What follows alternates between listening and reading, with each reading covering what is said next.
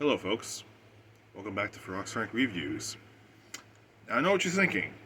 It's September, right? Yes, it's September, and next month is October, which means I will be doing a lot more horror-themed and Halloween-themed movies.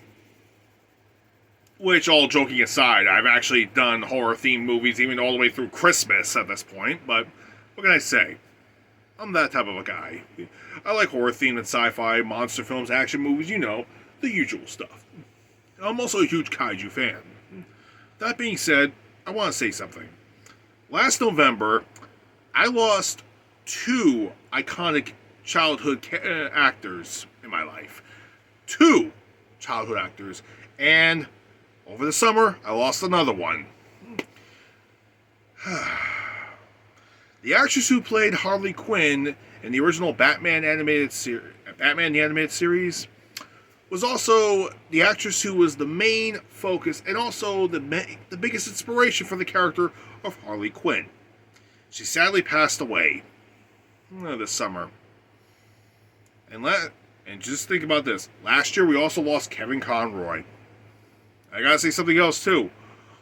During the time I found out about her passing, I was actually watching The World's Finest. From the New Adventures of Superman. Yeah, I actually got this Blu-ray over the summer, and I got to the part where it was Batman Superman. Yeah, the Batman Superman story. And it's really sad knowing I'm never going to hear those two wonderful actors again. Kevin Conroy, in my opinion, he wasn't the greatest. No, he wasn't the best. No, he was never the best. He was the GOAT. The fucking GOAT, my man. He wasn't the greatest. He was beyond the greatest. He was a fucking GOAT. The greatest of all time. You can't do any better than that. And the actress who played Harley Quinn, also a GOAT. Yes, greatest of all time. It's sad. Also, last November, I lost another childhood hero of mine. An actor who I would have loved to meet in real life. But unfortunately, that's never going to happen. Ever. It's real sad. Very sad. Because he was also one of my favorite. He was one of my favorite actors as a child. My childhood, he was my favorite, and also he was my favorite Power Ranger of all time. Jason David Frank. Also, earlier this month, it was actually on Labor Day, no less. It was actually his birthday. He would have been 50 years old. Jason David Frank wasn't the best. He was the fucking GOAT of the Mighty Morphin Power Rangers. Oh, yes. For many of us who grew up in the 90s watching that show, you cannot get better than he did. He was the best. He had been multiple Power Rangers. It was ridiculous. And he was also one of the powerfulest characters, too. Tommy Oliver. It's sad. Now, to be fair, last November I would have done something to commemorate him. Unfortunately, I didn't have Power Ranger or anything Jason David Frank material at the moment. Until the springtime before I graduated from college. Okay, today we're going to look at Power Ranger material. Most specifically, Green with Evil. Now I know what you're thinking. Why am I not reviewing the first season of Power Rangers, or the second season, or the third season, or that weird segment when it was like the Alien season, when they had the Alien Rangers come in for a little while, and then there was Zeo and Turbo. Oh my God, that shit went on for a long time. After a while, it did get a little stale, but still, my God. Also, I gotta be honest with everybody here. I actually stopped watching Power Rangers after Tommy Oliver left. Yeah. So, the second he left, I was done with Power Rangers. So, you kind of see why it's a big deal. For me, particularly. Yeah. But when Tommy Oliver came in as the Green Ranger, holy shit, we were not prepared how much of a badass his character was, how awesome he was. Oh no, we were nowhere near prepared for this. Oh no. We knew how great the other Rangers were, Zach, Billy, Trini, Kimberly, and Jason. We all knew how great they were. Yeah, they defeated evil time and time again. But here's the thing. It wasn't until they met another Ranger. Oh yeah, they were nowhere near prepared for that. Now, just to give it a little summary about the Mighty Morphin Power Rangers. Now, it's actually based on a long-running series from Japan called Super Sentai. However, I think this was the 12th, or I think the Sentai season they actually focused on was the 12th, or was it the 11th or the 12th season? And the Rangers were called Jew Rangers. Jews. I don't know. Some people pronounce it Jew. Okay, some people may actually get a little confused. It sounds like I'm saying Jew Ranger, but it's pronounced Jew. Yeah, Jew, not Jew, Jew. Okay. And I know some people who are completely racist are going to make a bunch of Jewish jokes there, but hey, do us a favor, don't even bother. I'm going to come over there and kick your fucking ass in with a croquet mallet. Alright. Now, just to give a little brief summary about the Jew Rangers, particularly. Now, a lot of things differ from the American interpretation from the Japanese interpretation. And probably one of the biggest ones was actually Rita Repulsa's character actually had a much more sadder backstory than the actual Rita Repulsa we know about today. Because Rita Repulsa is pure fucking evil. Yes, we do know that. However, her evilness in the Japanese version is actually very sad because she had lost a child and she took her anger out on humanity and the world at some point. So she was sealed away. She came right back out. And a bunch of crazy shit actually wound up happening, but towards the end of the show, she became the godmother of somebody else's kid, and that actually, satisfied her, and her evil finally came to an end. Supposedly, I don't know how that whole thing worked out, but the crazy thing is actually who the parents were for the child. I'll tell you about that a little later. But okay, one of the other things is that the Yellow Ranger was a guy in the Japanese version, hence why it looks like, physically, that's why Trini and when she's in the suit, she looks like herself, but when it switches to the Japanese footage, she looks like she gained 20 pounds of muscle. Very weird, yes. But, again, they didn't know how to pronounce it. I guess mainly because they didn't expect a man to actually wear yellow back then. I guess they just wanted a second feminine character, a second feminine ranger, but I don't know. To be fair, Megaforce did actually correct that little problem by actually having having the Yellow Ranger actually have a skirt when they transform into the Yellow Ranger. Oh wait, that's Super Megaforce. That's Super Megaforce. Yeah, that show got a little bit confusing, but they actually did fix that little problem by actually giving the female Rangers skirts. It's the full Ranger attire, but they have skirts, to tell them apart from the men. As ridiculous as that sounds, but hey, that worked. Also, one of the other biggest twists was that in the original Japanese version, the Red Ranger and the Green Ranger were actually brothers. Yeah, they were actually brothers. And the Green Ranger actually hated his brother. There's a complete complex storyline there, and it just is beyond crazy.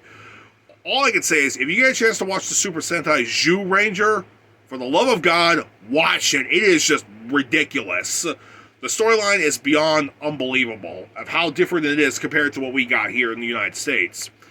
And to be fair, most Power Ranger fans actually don't really mind watching the Super Sentai show.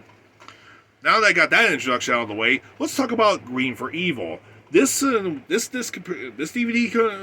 set actually contains all 5 episodes of the 5-part series with the Green Ranger in it. To where Tommy's introduction, to where he becomes the Ranger, to where he fights the Rangers, to everything else. So, let's get started, shall we? Rita is actually looking for, a Power Ranger to combat the Power Rangers themselves. So, she actually has the Green Power Coin, but she doesn't have a successor for it. Enter in, we cut back to the Power Rangers, and we see Jason participating in a martial arts tournament. And he does particularly well, except he comes across a new opponent. Jason Scott comes up against Tommy Oliver, and he's sporting green. And they have an interesting martial arts match where pretty much they're dead even. And it turns out Jason could have tried to beat him, but Tommy is just way too skilled even for him. So Jason almost lost the match.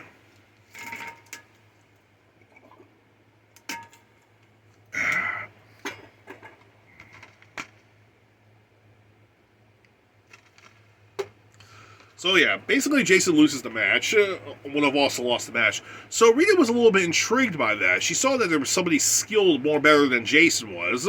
So she decides to send her putties against Tommy. And they lost badly. Like, legit. I mean, okay. If you saw the original Power Rangers like I did when I was a kid, like if you grew up with the Power Rangers like I did, like many others in my generation, you know for a fact that the Rangers had a big problem the first time they fought the putties. Like they were just really hard for them to fight. It wasn't until after they got their power coins that's when they got better and got the chance to beat the crap out of the putties. Basically, the putties are extremely easy to beat for the Power Rangers, but this is before. But that was after they got their power coins. Tommy Oliver legit beat these putty men, all these putty warriors, without using a power coin. He is just that skilled. And so Rita chooses him to become her Green Ranger. So yeah, Tommy gets entranced by evil, and now he's the evil Green Ranger. Hence, green for evil. Oh, dear God. And then we get some Bulk and Skull interaction. Yeah, you know what? I should mention, we get a lot of interactions with Bulk and Skull throughout this 5-part episode. Yeah, I mean, seriously, with Bulk and Skull, you know what? I'm just going to treat this whole thing as like a feature film. Alright? Green with Evil, I'm going to treat it as somewhat of a feature film. You know, just ignore the beginning and end credits during the 5-part thing. But still, looking at it aside, it kind of is like a small movie.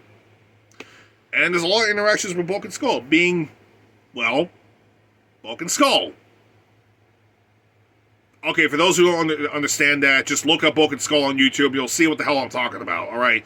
There's so many goofy references with those guys, it's not even funny. And the funny thing is, and what's even more funny is in real life, those guys are actually real cool, too. I mean, seriously.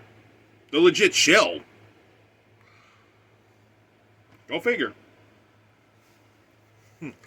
Anyway, Goldar actually starts attacking Angel Grove a bit more.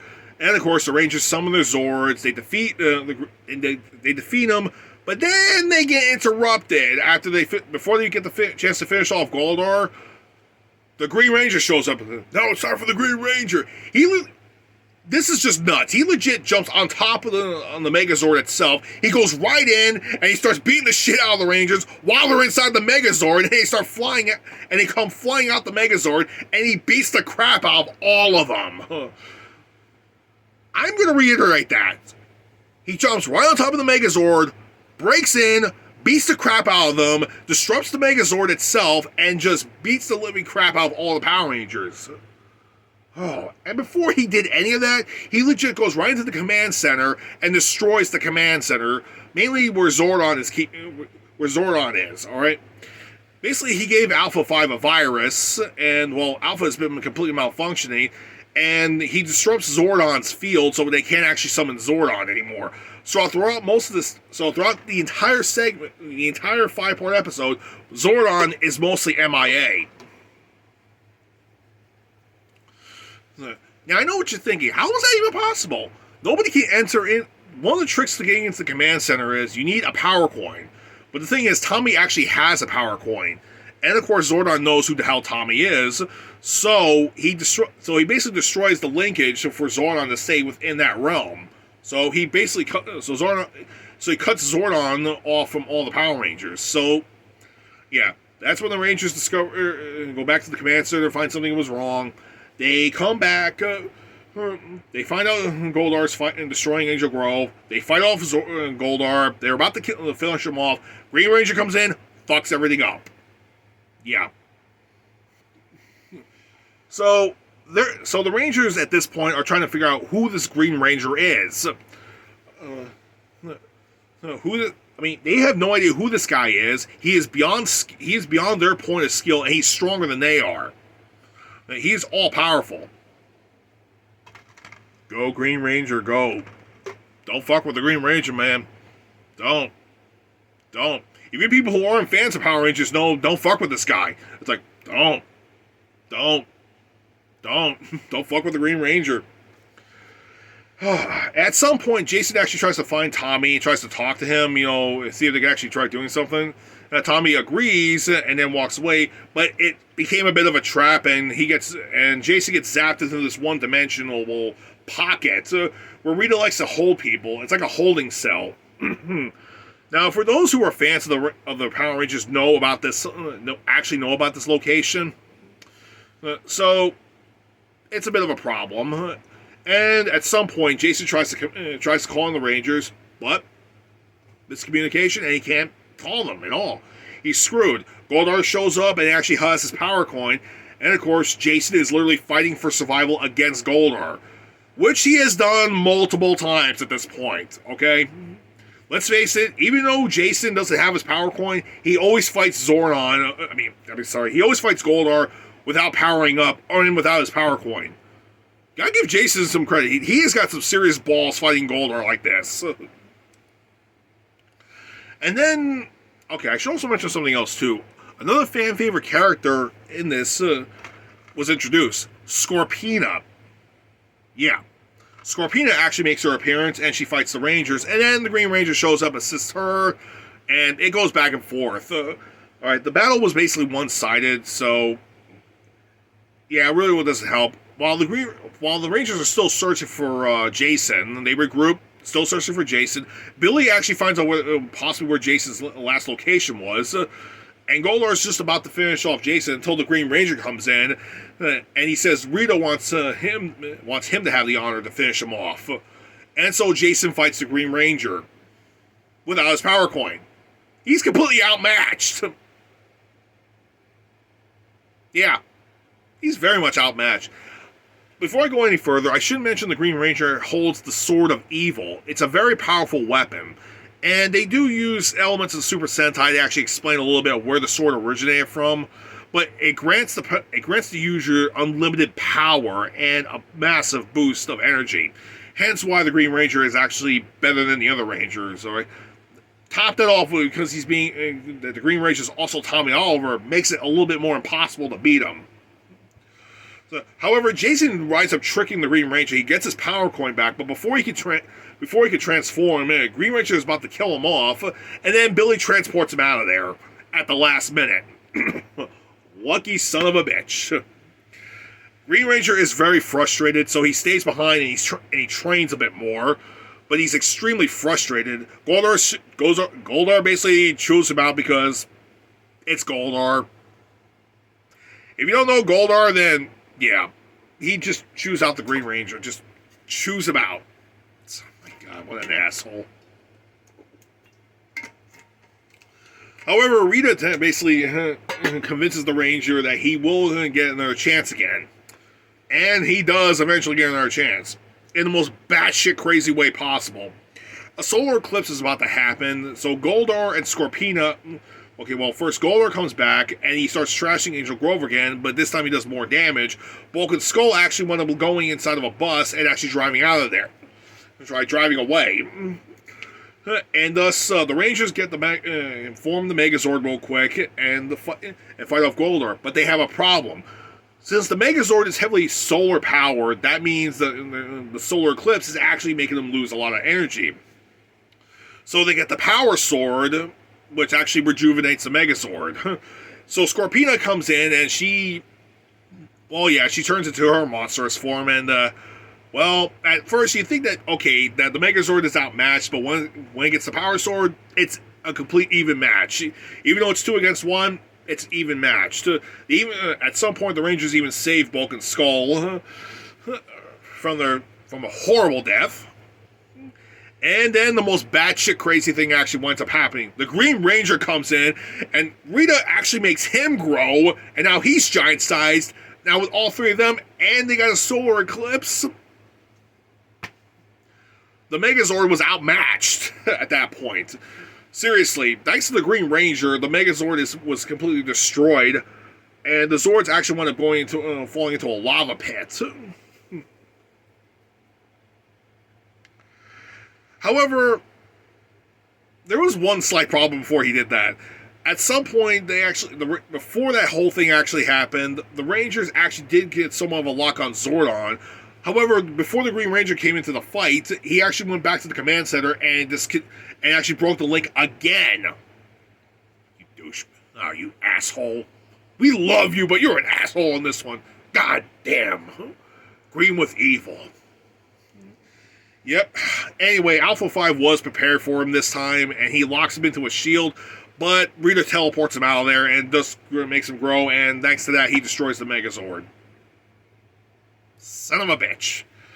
However, there was something when he was trapped inside the power field. When Alpha 5 had the Green Ranger trapped inside the power field, he actually had an energy coding, so he could actually figure out who the Green Ranger actually is. So when the Rangers go back to the command center, very devastated that they lost Zordon this time, this time they can't find him.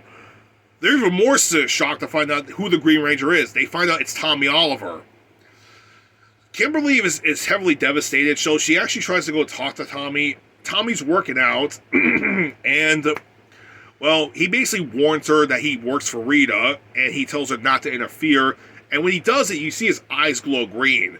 And that's how she figured out he was the Green Ranger. And then we come to something even more crazy. The final episode, we come to the most batshit crazy thing ever.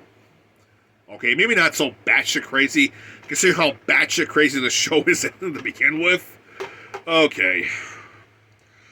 Rita says that now the Green Ranger can control the Dragon Zord. Oh yeah, it's time for the Dragon Zord to finally make its appearance. And holy Christ. Where do we begin with the Dragon Zord? It's my favorite Zord. Although a lot of people seem to compare it to Mechagodzilla half the time, and on Death Battle they actually had the Dragon Zord go up against Mechagodzilla, which of course it lost. And then on Superpower Beatdown they actually had the Megazord, they actually had the Dragon Zord versus Godzilla, and lost again. Yeah, not that surprised. I'm really not that surprised, but here's the thing. No matter which Godzilla or Mechagodzilla it was going to lose regardless. Just saying.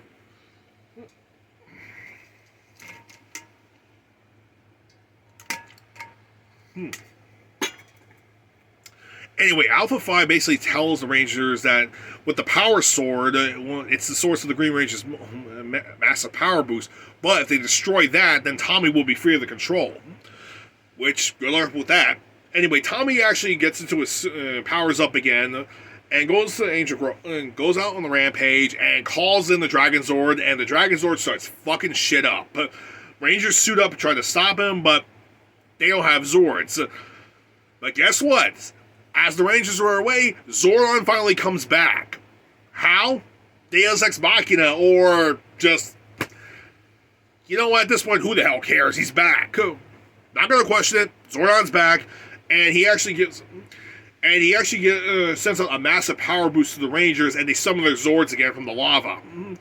So, yeah. Red Ranger actually gets into the Tyrannosaur Zord and actually fights the fights his Dragon Zord. They're pretty much evenly matched at this point, but yeah, it's still not enough. So they power up to the Megazord form. So yeah, despite this fact, the Dragon Zord is extremely powerful enough to actually take on the entire Megazord on its own. Oh yeah. And how's Tommy controlled the damn thing?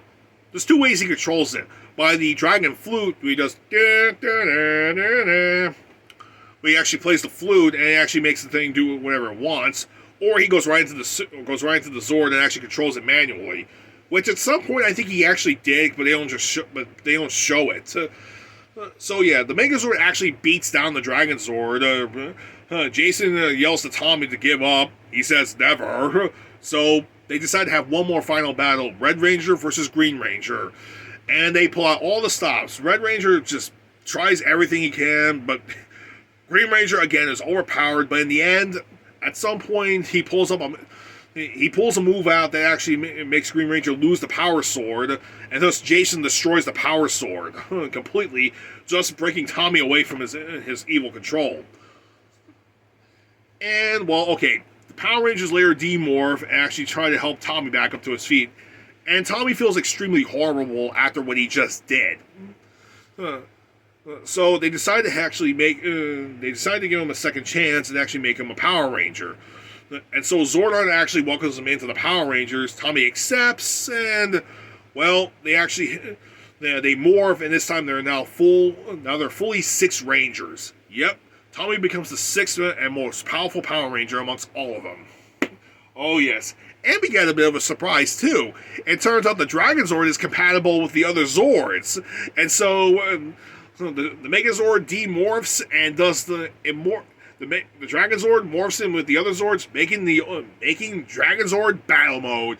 Which, okay, I'm not gonna lie, as badass as the Megazord looks, the Dragon Zord Battle Mode format looks way better.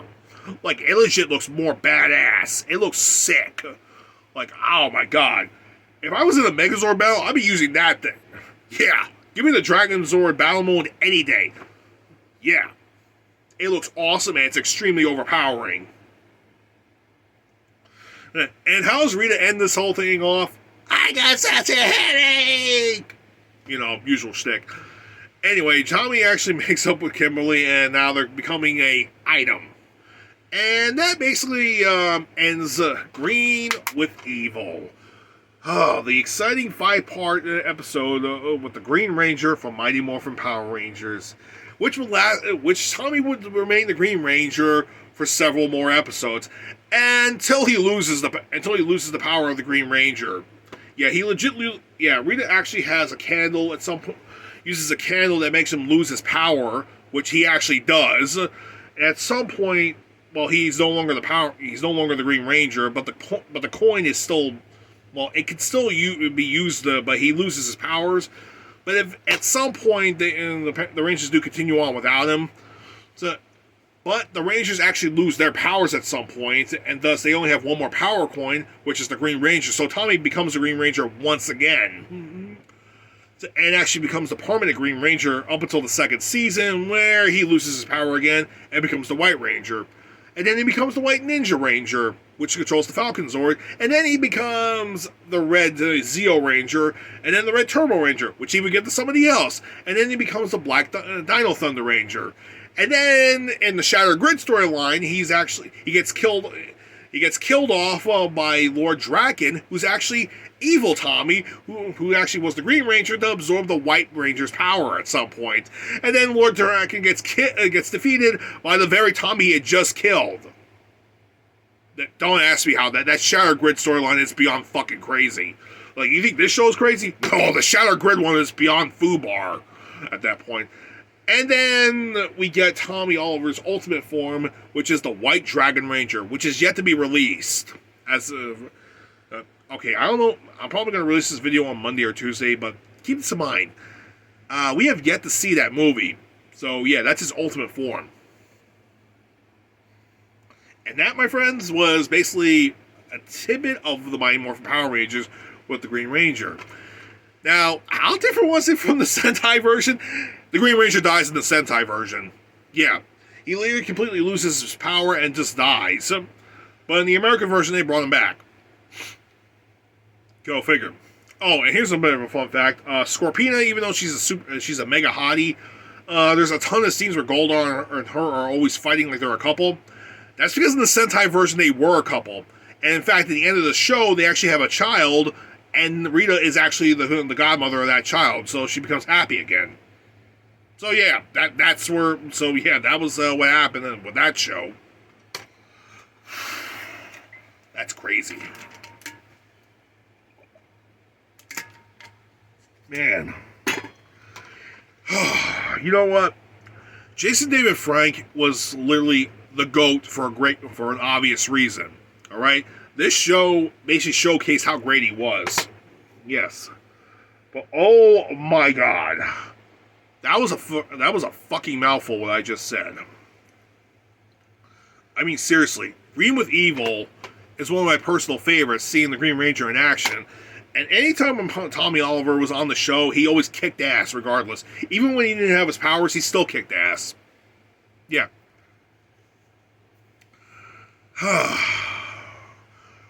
Whew. So yeah, this was my tribute.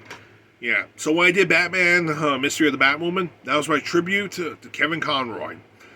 And this episode is a tribute to Jason David Frank, who was the GOAT, the Green Ranger. God rest your soul, my man. God rest that man's soul. And rest in peace, Jason David Frank. Oh, now I got that done and out of the way. What's the next film I'm going to do? I got my horror films right here. Oh, I go. I'm going to do Down. Yeah. I get to do this little film, which is really fucking weird. I mean, Down? Or is it... Okay, is it Down? Or is it The Shaft? Tune in next time when we'll talk about this confusing titled movie. Alright, this is Furox Frank, signing out.